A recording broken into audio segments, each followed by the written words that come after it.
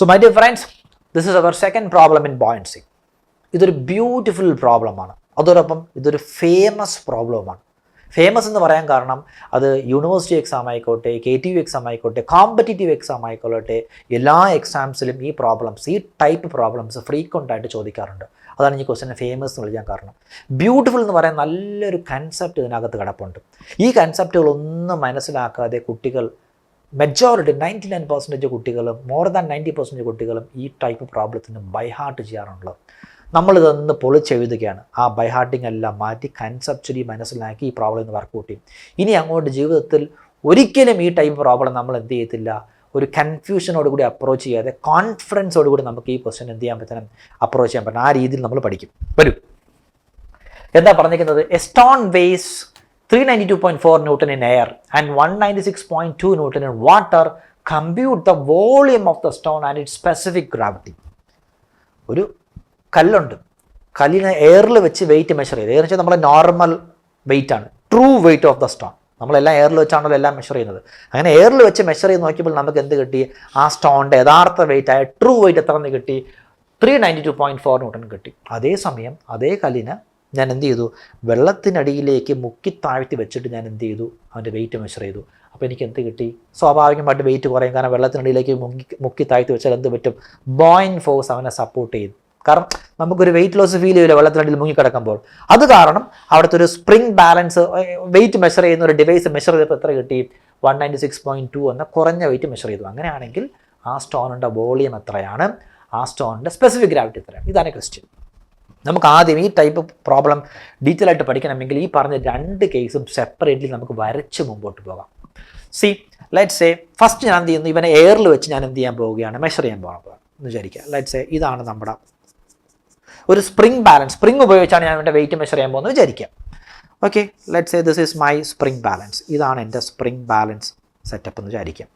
ഇതിൽ ഒരു കയറ് കെട്ടി തൂക്കിയിട്ടിട്ട് ഞാൻ എന്ത് ചെയ്യുകയാണ്? എൻ്റെ താഴെ ആരെ കൊണ്ട് വെച്ചിരിക്കുകയാണ്? എൻ്റെ സ്റ്റോണിനെ കൊണ്ട് വെച്ചിട്ടുണ്ട്. ഓക്കെ, ഇതാരാണ്? Who C, this is my spring balance. Spring balance. പക്ഷേ ഇതിനൊരു പ്രത്യേകത ഉണ്ട്. ഇപ്പോൾ ഞാൻ ഇവനെ എവിടെയാണ്? ഇതാണ് എൻ്റെ stone, this is my stone. ഈ സ്റ്റോൺ ഞാനിപ്പോൾ എവിടെ വെച്ചാണ് മെഷർ ചെയ്യുന്നത്? ഈ സ്റ്റോൺ ഇപ്പോൾ കിടക്കുന്നത് എന്താണ്? എയറിലാണ് കിടക്കുന്നത്. സോ ദിസ് ഈസ് എയർ അല്ലേ? ഇങ്ങനെ എയറിൽ തൂക്കി വിടുമ്പോൾ എന്ത് സംഭവിക്കുന്നു? ഈ സ്റ്റോണിൻ്റെ ആക്ച്വൽ വെയിറ്റ് ആര് മെഷർ ചെയ്യുന്നു? എൻ്റെ spring balance, spring balance device measure ചെയ്തു. അവൻ എന്ത് ചെയ്തു? ഈ കല്ല് ഈ കാണുന്ന സ്ട്രിങ്ങിന് എത്രത്തോളം പിടിച്ച് വലിക്കുന്നു, ആ സ്ട്രിങ്ങിൻ്റെ ടെൻഷനിലൂടെയാണ് എന്ത് മെഷർ ചെയ്യുന്നത്? ഇവൻ്റെ ആക്ച്വൽ വെയിറ്റ് മെഷർ ചെയ്യുന്നത്.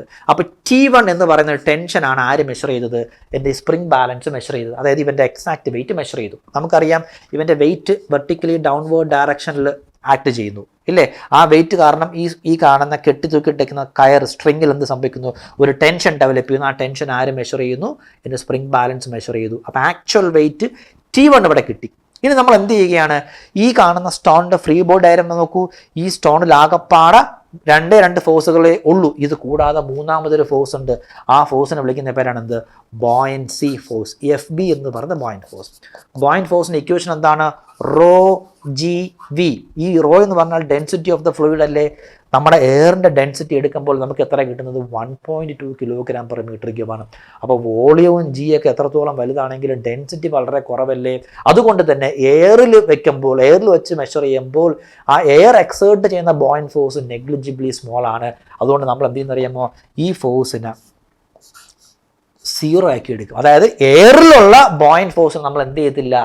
കൺസിഡർ ചെയ്തില്ല. കൺസിഡർ ചെയ്താലും കൺസിഡർ ചെയ്തില്ലെങ്കിലും വലിയ എഫക്റ്റ് ആ റിസൾട്ടിൽ ഉണ്ടാക്കാൻ പറ്റത്തില്ല. അതുകൊണ്ടാണല്ലോ നമ്മളിപ്പോൾ ഒരു തൊട്ടിയിൽ വെള്ളം എടുക്കുക, നിങ്ങൾ എയറിൽ വെച്ച് തൂക്കുമ്പോൾ എന്ത് പറ്റും? നല്ല വെയിറ്റാണ്. അതേസമയം നിങ്ങൾ അവനെ നേരെ കിണറ്റിൻ്റെ അകത്ത് കൊണ്ടുവച്ചിട്ട് നിങ്ങൾ എടുക്കാൻ എന്ത് പറ്റും? വെള്ളത്തിനിടയിൽ മുക്കി വെച്ചിട്ട് പതുക്കെ പൊക്കിയാൽ ലിഫ്റ്റ് ചെയ്യാൻ എന്ത് പറ്റും? ഈസി ആയിട്ട് പൊക്കാൻ പറ്റും. കാരണം അവിടെ എന്തുണ്ട്? വെള്ളം ഒരു ബോയിന്റ് ഫോഴ്സ് എക്സേർട്ട് ചെയ്യുന്നുണ്ട്. പക്ഷേ വൺസ് ആ കിണറിൻ്റെ ഫ്രീ സർഫസിൻ്റെ മുകളിൽ എത്തിക്കഴിഞ്ഞാൽ പിന്നെ നമ്മൾ കയറ് വെച്ച് വലിച്ചാൽ എന്ത് പറ്റും? എയറിൻ്റെ ബോയിന്റ് ഫോഴ്സ് വലിയ എഫക്റ്റ് ഉണ്ടാകത്തില്ല. അപ്പോൾ അതിൻ്റെ ട്രൂ വെയിറ്റ്, ഒറിജിനൽ വെയിറ്റ് നമ്മൾ വലിച്ച് മുകളിൽ കയറ്റേണ്ടി വരും. അതാണ് കഥ. അപ്പോൾ ഇവിടെ റോ GV എന്ന് പറയുന്ന ബോയിന്റ് ഫോഴ്സ് 0 ആയി മാറി. അപ്പോൾ ഇവിടെ രണ്ട് ഫോഴ്സുകൾ മാത്രമേ ഉള്ളൂ. ആരാണ് ആ രണ്ട് ഫോഴ്സുകൾ? നോക്കൂ നിങ്ങൾ, രണ്ട് ഫോഴ്സുകൾ ആരാണ്?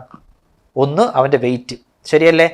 ഒന്ന് വെയിറ്റ് മറ്റൊന്ന് ഈ ടെൻഷൻ എന്ന് പറഞ്ഞാൽ എന്തായിരിക്കും, ഇവിടെ നിന്ന് ഇങ്ങനെ മുകളിലോട്ട് പിടിച്ച് വലിക്കും ഈ T1 എന്ന ടെൻഷൻ. അപ്പോൾ ഈ രണ്ട് ഫോഴ്സുകളേ ഉള്ളൂ, അവർ രണ്ടുപേരും നമ്മൾ എന്ത് ചെയ്യുന്നു, ബാലൻസ്ഡ് ആയിട്ട് അവൻ ഇക്വിലിബ്രിയത്തിൽ നിൽക്കുകയാണ്. So from here W is equal to T1 എന്ന് എനിക്ക് എന്ത് ചെയ്യാൻ പറ്റും, ഇക്വേഷൻസ് എഴുതാൻ പറ്റും. ഇതേ സെയിം കഥ ഞാൻ എപ്പുറത്ത് വരയ്ക്കാൻ പോവുകയാണ്. നോക്കൂ നിങ്ങൾ, ഇതേ സെയിം കഥ ഞാൻ എപ്പുറത്ത് വരയ്ക്കാൻ പോവുകയാണ്, അതാ ഇപ്പുറത്ത് വരയ്ക്കാൻ പോവുകയാണ്. ഒരു മിനിറ്റ്,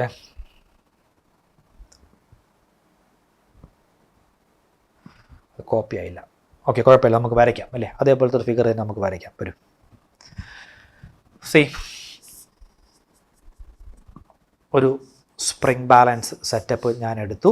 ഈ സ്പ്രിംഗ് ബാലൻസ് സെറ്റപ്പിൻ്റെ ഏറ്റവും താഴെ ഞാൻ ആരെ കൊണ്ട് വെച്ചിരിക്കുകയാണ്, ഒരു സ്റ്റോൺ. ഇതേ സെയിം സ്റ്റോൺ ഇവിടെ കൊണ്ട് ഞാൻ വെച്ചിരിക്കുകയാണ്. പക്ഷേ ഇപ്പോൾ ഈ സ്റ്റോൺ കിടക്കുന്നത് എവിടെയാണെന്ന് അറിയാമോ പിള്ളേരെ? നോക്കൂ, ഇത് സ്റ്റോൺ കിടക്കുന്നത് വെള്ളത്തിനടിയിലാണ്. ഈ സ്റ്റോൺ കിടക്കുന്നത്, this is water and this is stone. Okay, ഇതാണ് നമ്മുടെ സ്പ്രിംഗ്. ഇങ്ങനെ വെള്ളത്തിനടിയിലേക്ക് സ്റ്റോണിനെ ഞാൻ മുക്കി താഴ്ത്ത് വെക്കുമ്പോൾ എൻ്റെ സ്പ്രിംഗ് ബാലൻസ് മീറ്ററിൽ റീഡ് ചെയ്യുന്നത് എന്താണോ ആ റീഡിംഗ് ആണ് ഇവിടെ കാണിക്കുന്നത്. ഞാൻ ആ റീഡിങ്ങിന് T2 എന്ന് കാണിച്ചത്. This is T2. കാര്യം എന്താണ്, ഇവിടെ ബോയിൻറ്റ് ഫോഴ്സ് എക്സേർട്ട് ചെയ്യുന്നുണ്ട്. Buoyant force which is exerted by the water. This is ρF into G into V. കാരണം ρF എന്ന് പറഞ്ഞാൽ വെള്ളത്തിൻ്റെ ഡെൻസിറ്റി 1000 ആണ്, 1000 kg/m3. നമുക്ക് അവനെ നെഗ്ലക്ട് ചെയ്യാൻ കഴിയില്ല. അപ്പോൾ ഈ ബോയിൻറ്റ് ഫോഴ്സ് അപ്പോർഡ് ഡയറക്ഷനിൽ ഉള്ളത് കൊണ്ട് എന്ത് സംഭവിക്കുന്നു, ഒരല്പം വെയിറ്റ് കുറവ് ഇവനെ ഫീൽ ചെയ്യുന്നു. ആ കുറഞ്ഞ വെയിറ്റ് ഈ സ്പ്രിംഗ് ബാലൻസ് മീറ്റർ മെഷർ ചെയ്യുന്നു.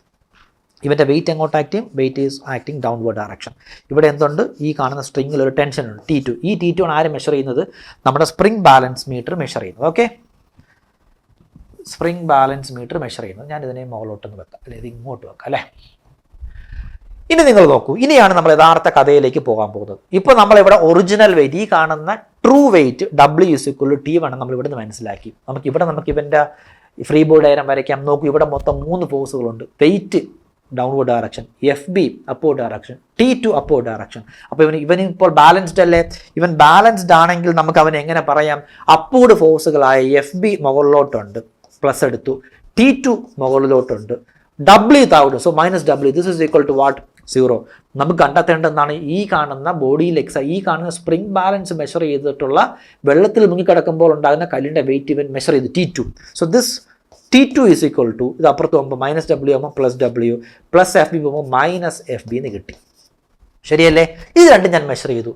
ഈ T1 ആണ് ക്വസ്റ്റ്യനിൽ പറഞ്ഞിരിക്കുന്ന സ്റ്റോൺ വെയിറ്റ് 392.4 ന്യൂട്ടൺ ഇൻ എയറിൽ വെച്ച് മെഷർ ചെയ്തപ്പോൾ T1ൻ്റെ വാല്യൂ എത്ര കിട്ടി, 392.4 ന്യൂട്ടൺ കിട്ടി.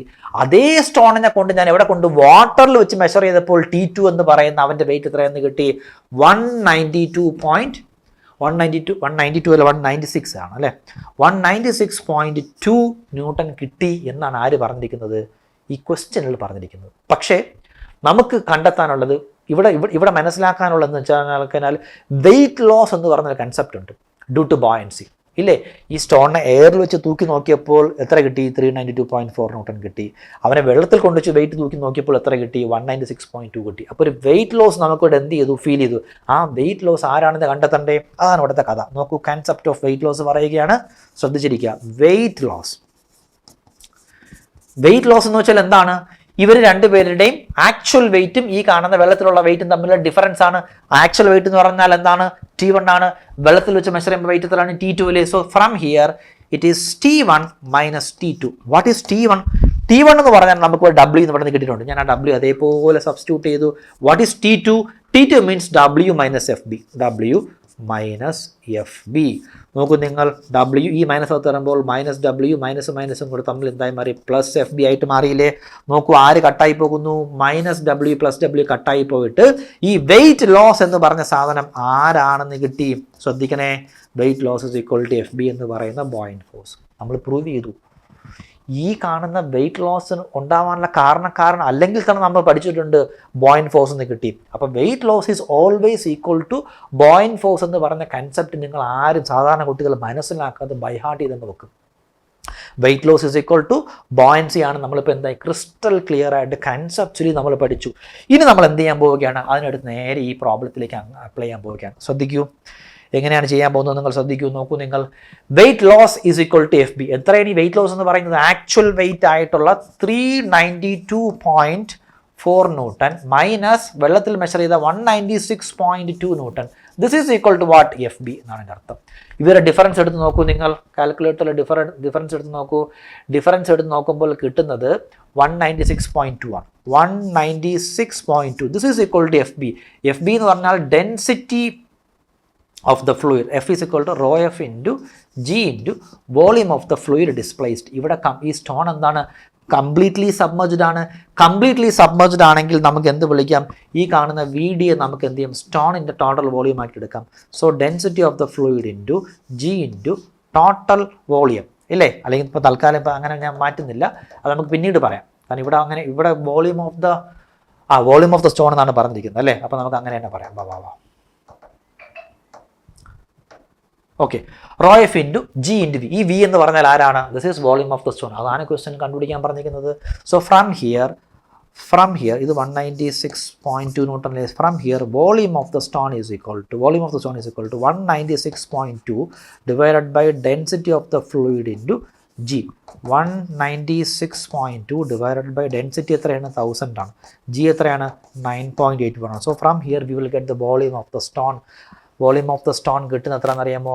ഇറ്റ് വിൽ ബി 1/50 മീറ്റർ ക്യൂബാണ്. ഇല്ലെങ്കിൽ ഈ കാണുന്ന 1/50 ഇൻറ്റു 10⁻6 ചെയ്യുമ്പോൾ എന്ത് കിട്ടും? സെൻറ്റിമീറ്റർ ക്യൂബ് മാറും. ദറ്റ് ഈസ് 2 ഇൻറ്റു 10⁻4 സെൻറ്റിമീറ്റർ ക്യൂബാണ്. ആരെന്ന് പറയുന്നത്?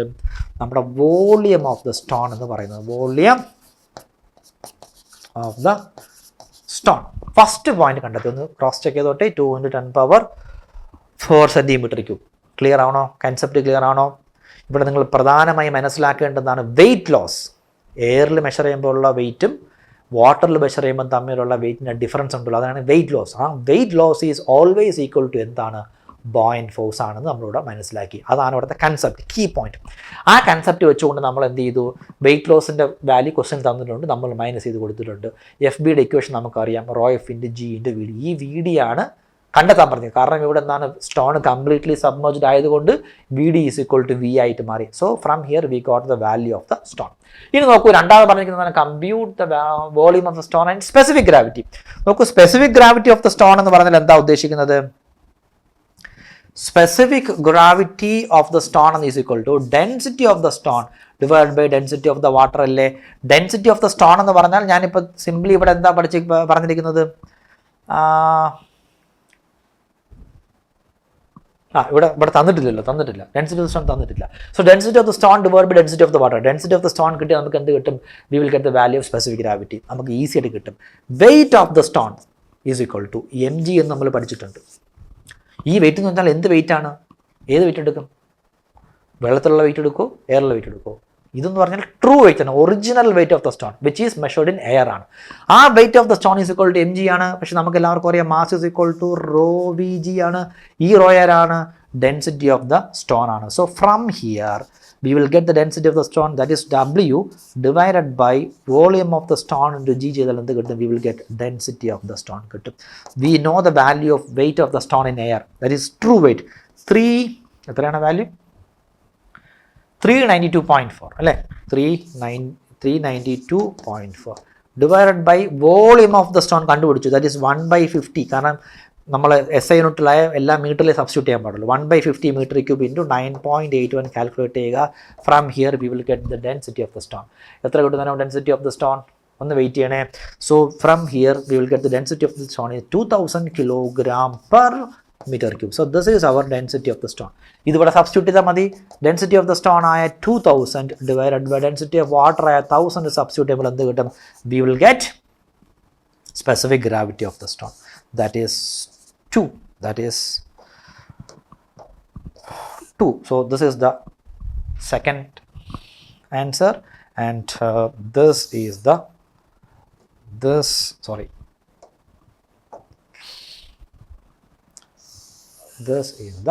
first answer. കണ്ടോ, വോളിയം ഓഫ് ദ സ്റ്റോണും കണ്ടെത്തി 1/50 മീറ്റർ ക്യൂബ് അല്ലെങ്കിൽ 2 × 10⁻4 centimetre cube. Specific gravity of the സ്റ്റോണും കണ്ടെത്തിയിട്ടുണ്ട്. അത് ഡെൻസിറ്റി കണ്ടെത്തി, അത് ഇക്വേഷനിൽ കൊടുത്തു. Answer will be 2. കണ്ടോ, അപ്പോൾ ഇതുവരെയും നിങ്ങൾ ബൈ ഹാർട്ട് ചെയ്തുകൊണ്ടിരിക്കുന്ന പ്രോബ്ലംസ് നമ്മളിപ്പോൾ എങ്ങനെ പഠിച്ചിട്ടുണ്ട്?